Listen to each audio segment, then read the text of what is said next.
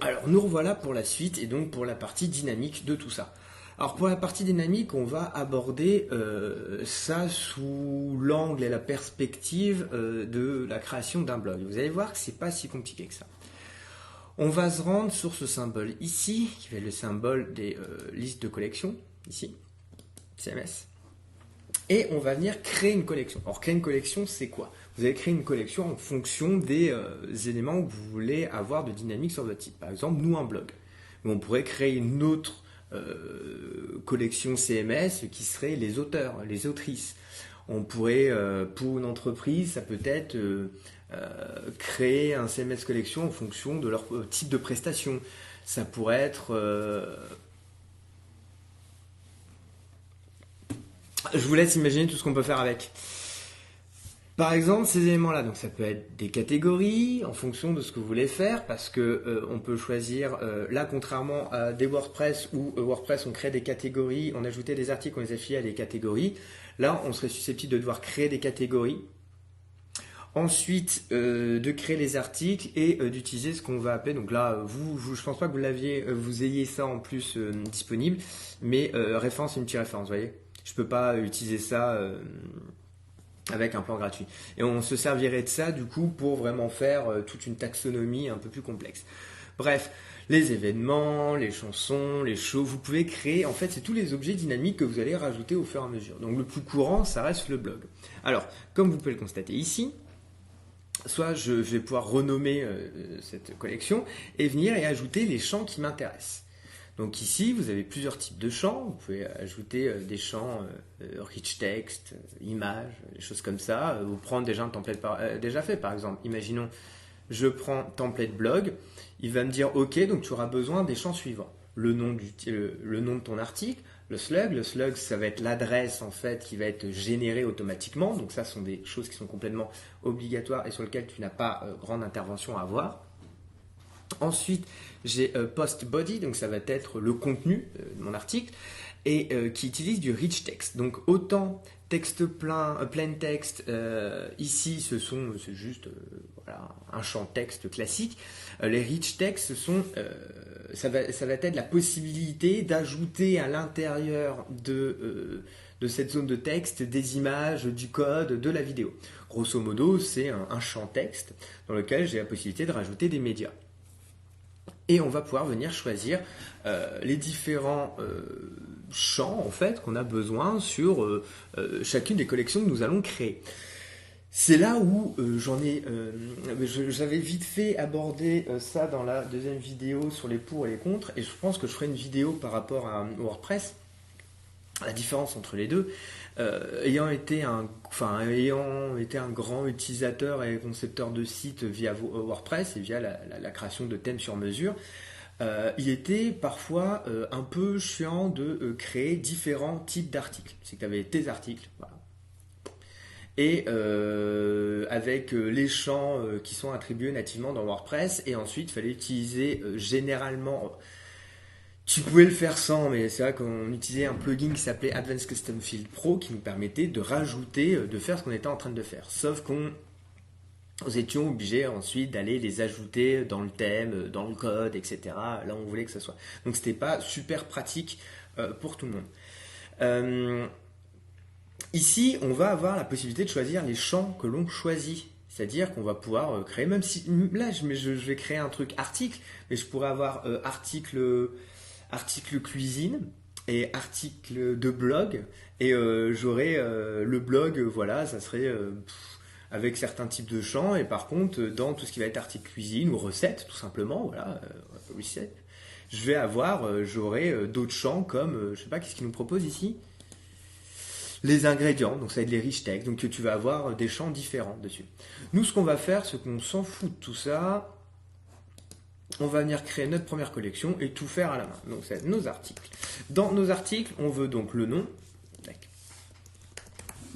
Le nom, le slug, donc voilà. Et on va venir lui dire. Alors, moi, ce que je veux, c'est, dans un premier temps, une grande image. Donc, je vais mettre image. Et dans image, je vais avoir la possibilité de mettre main image. Main image. Et je peux mettre à l'intérieur du texte qui va permettre d'aider les gens qui vont maintenir le site par la suite via l'interface éditeur. Voilà, les informer de ce qu'il faut mettre. Ce sera l'image qui sera dans le header de la page. Voilà. Vous m'aurez compris. Et du coup, on peut dire si c'est un champ obligatoire ou non. Si ce champ n'est pas obligatoire et qu'il n'est pas rempli, du coup, ça n'apparaîtra pas dans le front. C'est pas grave, il y a des trucs qui ne sont pas obligés d'apparaître. Il y a des trucs qui vont être un peu plus obligés. Donc moi, je vais avoir ça. Je le sauvegarde. Je vais rajouter, moi, un lien avec la date, parce que je pense que c'est important d'avoir la date, date de sortie, et date de publi, on s'en fout. Date de publication.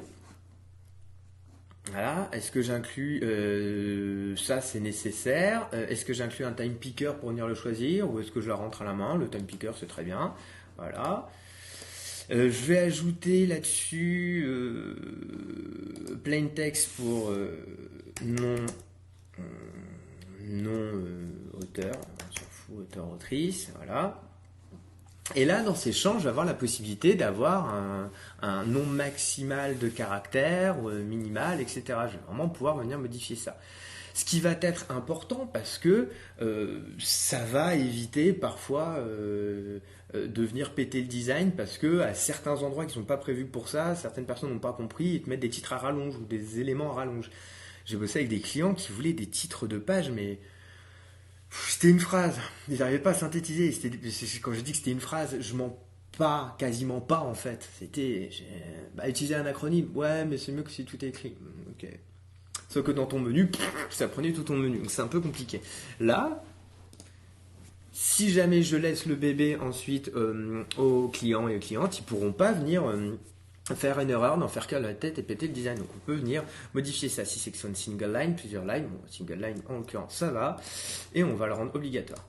Et ainsi de suite. Et je vais pouvoir créer les champs. Donc j'ai main image, date de publication, nom de l'auteur. Ensuite, généralement je mets plain text pour tout ce qui va être le chapeau.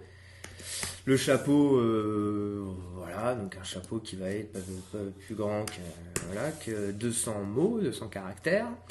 Que je vais rendre obligatoire parce que ce chapeau, je vais pouvoir m'en servir sur deux solutions. Le chapeau, grosso modo, ça va être l'entête du site, l'entête de de l'article en fait, qui va me permettre de mettre une mise en contexte potentielle de l'article qui suit derrière. Alors, on n'est pas là pour faire l'écriture web, tu me diras, mais voilà. Rich text, je vais avoir l'article. Content article, content post, voilà ce que vous voulez. Là, je mets pas de limitation et je le rends obligatoire aussi. Je vais rajouter, je rends quasiment tout obligatoire à quelque chose près, sauf 2-3 trucs. Et ensuite, je vais venir mettre tout ce qui va me permettre d'avoir, si vous voulez, de faire la promo sur les autres pages. Là, je vais avoir ma page directement. Je vais mettre une autre image qui va être la thumbnail. Voilà, que je rends obligatoire. Et je vais avoir un nouveau champ texte qui va être extrait. Ce que je disais tout à l'heure, je vais utiliser chapeau à deux moments différents, puis en fait non, c'est pas forcément la même chose, c'est l'extrait, c'est ce qui va apparaître sur d'autres pages pour donner envie d'aller cliquer sur l'autre. Et le chapeau, c'est la mise en contexte du reste de l'article. Voilà, et switch qui va être mise en avant ou pas. Et je vais revenir dessus. Grosso modo, là je crée un switch, que là je ne rends pas le truc obligatoire. Mais grosso modo, alors ce que je vais faire, c'est que je ne vais pas rendre le chapeau, je vais rendre ça obligatoire, mais pas nécessairement le chapeau. Attends, tac, save field, et pas nécessairement le chapeau. Paf, parce que c'est pas obligatoire, mais hop. En gros, je crée un switch. Ce switch, là, je m'en sers pour savoir si je le mets en avant ou pas. Par exemple, c'est ce qui va me servir. Donc je vais pouvoir ensuite, vous allez voir quand je vais le mettre sur ma page d'accueil, dire je ne vais afficher que les gens dont le switch mis en avant sont activés ou pas. Enfin, les articles dont c'est activé ou pas. Voilà. Vous allez voir qu'en fait, on peut avoir un système de filtrage extrêmement bien foutu avec Webflow. Donc voilà, là j'ai fait à peu près ma collection, je vais la créer et là, c'est trop bien. Il va me proposer automatiquement de me créer du faux contenu. Alors je sais pas si certains ou certaines d'entre vous ont déjà créé des thèmes sur WordPress, vous designez des choses sur WordPress, mais quand vous arrivez, vous avez pas, quand je crée un thème, j'ai pas de content data à importer et qui me permet d'avoir déjà des éléments préfaits et d'avoir déjà du contenu. C'est qu'au début, je suis obligé d'aller importer le contenu, article par article, élément par élément, champ par champ, pour pouvoir tout simplement avoir du contenu à designer.